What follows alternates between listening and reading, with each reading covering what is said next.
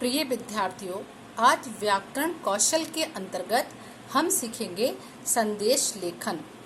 जैसा कि आप जानते हैं कि संदेश लेखन बहुत ही आसान है और आज के समय में संदेश लिखने का कार्य हम व्हाट्सएप पर करते हैं। लेकिन बच्चों, व्हाट्सएप पर जब हम संदेश लिखते हैं तो हमें दिनांक की आवश्यकता नहीं होती। आप देख रहे होंगे यहाँ दिनांक लिखा है। समय की आवश्यकता नहीं होती हमें, ठीक है। तो व्हाट्सएप पर संदेश लिखना हमारे लिए सरल होता है। लेकिन जब हम संदेश लिखते हैं तो हमें कुछ मुख्य बिंदुओं पर ध्यान देना है। मुख्य बिंदु पहला होता है कि संदेश लिखने के लिए हमें व्याकरण में एक प्रारूप की आवश्यकता होती है, जिसको हम वाक्स कहते हैं। सबसे पहले हम बनाएंगे वाक्स, ठीक है। उसके बाद जो भी संदेश हमें लिखना है और जिस दिन हम लिख रहे हैं उसकी दिनांक हम यहाँ पे डालेंगे। उसके बाद फिर हम समय डालेंगे कि किस समय में हम संदेश लिखते हैं, और उसके बाद हम लिखेंगे संबोधन, किसको हम संबोधित करके जो है संदेश लिख रहे हैं। और 4 लाइन में संदेश कंप्लीट करने के बाद हम लिखेंगे अपना नाम। तो बच्चों, अपना नाम नहीं लिखा जाता है, क ख ग का प्रयोग किया जाता है, क्योंकि बोर्ड परीक्षाओं में अपना नाम लिखा नहीं जाता है। इसके स्थान पर क ख ग प्रयोग किया जाता है। ये ठीक तरीके से आपने समझ लिया होगा कि व्याकरण कौशल के अंदर संदेश लेखन होता है। अंग्रेजी में इसको हम मैसेज राइटिंग कहते हैं। इस संदेश को व्याकरण में लिखने के लिए हमें एक प्रारूप की आवश्यकता होती है, जिसको हम बॉक्स कहते हैं। पहले हम बॉक्स बनाएंगे सबसे पहले, फिर जिस दिन हम संदेश लिखेंगे उस दिन की हम डेट डालेंगे यहाँ पर, है ना। उसके बाद उसी के आगे पहली लाइन के अंतर्गत हम समय डालेंगे, किस समय में हम संदेश लिख रहे हैं, और फिर सेकंड लाइन के अंदर हम संबोधन लिखेंगे, किसको हम वो संबोधित करते हुए संदेश लिख रहे हैं। उसके बाद हमारा आता है अंत में कि मतलब हम लिख रहे हैं तो उसके स्थान पर हम लिखेंगे का ख गा। अब आता है संदेश कितने प्रकार के होते हैं। संदेश कई प्रकार के होते हैं। पहला है हमारा बधाई संदेश, दूसरा आता है हमारा शुभकामना संदेश, जैसा कि आप देख रहे हैं, तीसरा हमारा आता है सामाजिक संदेश, और चौथा आता है हमारा व्यक्तिगत संदेश, और पांचवा हमारा होता है मीडिया संदेश। तो सबसे पहले आते हैं बधाई संदेश में। बधाई संदेश अगर हमें लिखना होता है तो होली, दिवाली, ईद, क्रिसमस और राष्ट्रीय पर्व आदि पर जो संदेश लिखे जाते हैं उन्हें हम कहते हैं बधाई संदेश। दूसरा होता है हमारा शुभकामना संदेश। हिंदी दिवस, मातृ दिवस और अन्य प्रकार के हम साल भर दिवस मनाते हैं, उन पर लिखे जाने वाले संदेश शुभकामना संदेश कहलाते हैं।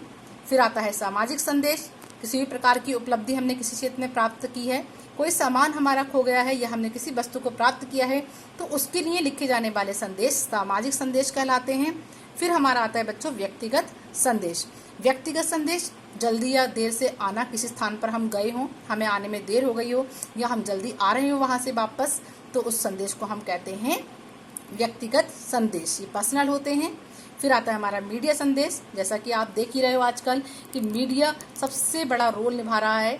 तो मीडिया संदेश यानी कि देशभक्ति के ऊपर कुछ बोला गया है, भूकंप या अन्य प्रकार की आपदाएं आती हैं, तो सबसे पहले मीडिया हमें संदेश प्रसारित कर देता है और साधारण जन को जो है ये संदेश मिल जाते हैं। तो इस प्रकार के मीडिया द्वारा प्रसारित किए गए संदेश जो होते हैं मीडिया संदेश कहलाते हैं। तो इस प्रकार से बच्चों आपने समझ लिया होगा कि व्याकरण कौशल के अंदर संदेश लेखन सबसे सरल टॉपिक है। इसको समझना बहुत ही आसान है। बस मुख्य बिंदु ध्यान रखने हैं कि जिसको भी संदेश लिखना है उस संदेश को लिखने से पहले हमें एक प्रारूप यानी कि ये बॉक्स बनाना है हमें, ठीक। जिस डेट में हम संदेश लिख रहे हैं वो डेट हमें डालनी है पहली लाइन में। उसी के सामने बाई साइड हमें जो है समय डालना है, और उसके नीचे सेकंड लाइन में हम संबोधित करेंगे यानी कि किसको हम लिख रहे हैं, और संदेश लिखने के बाद हम जो है अपने नाम के स्थान पर का खा गा का प्रयोग करेंगे। अब एक एग्जाम्पल मैं आपको बताती हूँ।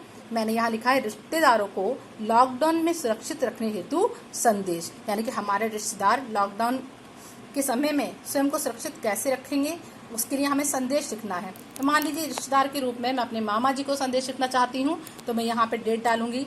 मान लीजिए मैंने आज के दिन इसको लिखा है, तो मैं आज की डेट डाल दूंगी यानी कि 24 सितंबर 2020, ठीक। उसके बाद अगर समय है तो मैं डाल दूंगी 1:05।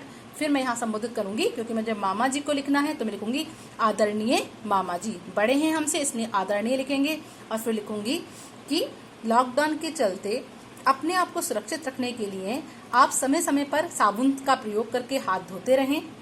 बाहर जाते समय सामाजिक दूरी का विशेष ध्यान रखें। इस प्रकार से आप स्वयं को सुरक्षित रख सकते हैं। ठीक, एक लाइन स्लोगन में भी हम लिख सकते हैं, कोई कविता पंक्ति भी लिख सकते हैं, है ना। घर पर रहिए, सुरक्षित रहिए, और फिर यहाँ पे हम अंत में लिख देंगे अपने नाम के स्थान पर का खा गा। तो इस प्रकार से बच्चों आपने देखा होगा कि संदेश लेखन जो है बहुत ही सरल है, बहुत ही आसानी से समझ में आ सकता है। बस 2-3 मुख्य बिंदु को यदि हम ध्यान में रखेंगे तो संदेश लेखन हम अच्छी तरीके से लिख लेंगे। ओके।